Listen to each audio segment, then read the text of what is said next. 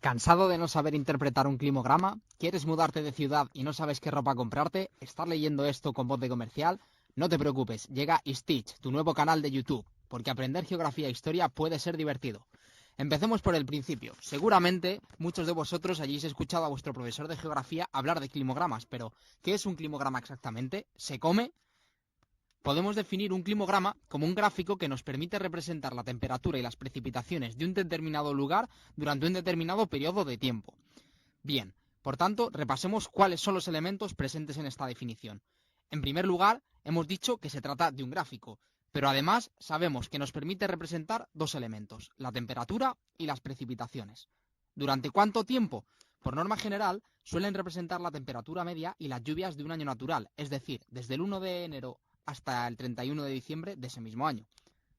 Pero, profe, yo aquí solo veo un montón de líneas. ¿Cómo puedo interpretarlas? Vamos poco a poco. En primer lugar, tenemos que tener en cuenta que existen dos ejes, el horizontal y el vertical. Aquí podéis identificar a cada uno de ellos. Ahora bien, ¿qué elementos nos faltan del climograma?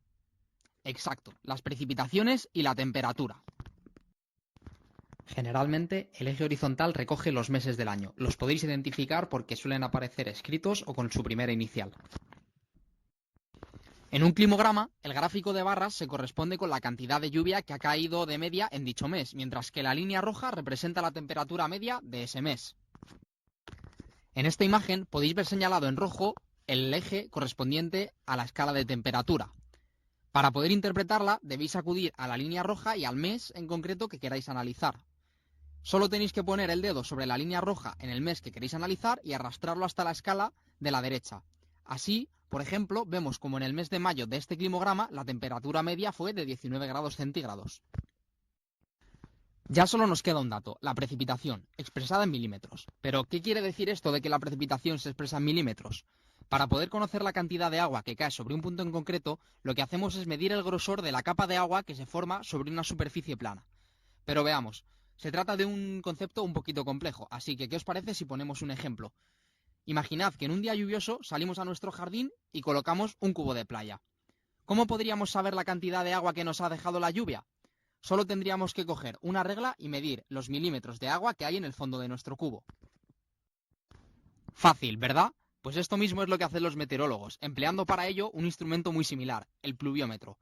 Como podéis ver en esta foto, la dinámica de funcionamiento es muy similar al experimento del cubo. Además, debéis saber que la medición en milímetros es equivalente a la medición en litros por metro cuadrado. Esto quiere decir que un milímetro de agua sobre la superficie equivale a un litro por metro cuadrado. Seguro que esta cifra suena más porque es la que suelen decir los meteorólogos cuando presentan el tiempo en los informativos. Pero volvamos a lo importante. ¿Qué tenéis que hacer para poder identificar cuál es la cantidad media de precipitación que ha caído en una determinada ciudad en un climograma? Para ello, solo tenéis que seguir los mismos pasos que para comprobar la temperatura. En primer lugar, debéis seleccionar un mes. El siguiente paso será seguir las barras azules y mirar el número que aparece en la columna de la izquierda. Por ejemplo, vemos como en el mes de mayo la cantidad de precipitación media de este climograma se correspondería con 27,5 milímetros, o lo que es lo mismo, 27,5 litros por metros cuadrados. Ya sabéis cómo se interpreta un climograma, pero esto no acaba aquí. En la próxima clase vais a descubrir para qué sirven realmente. Por eso, debéis formar grupos de entre 4 y 5 personas y pensar en una ciudad española.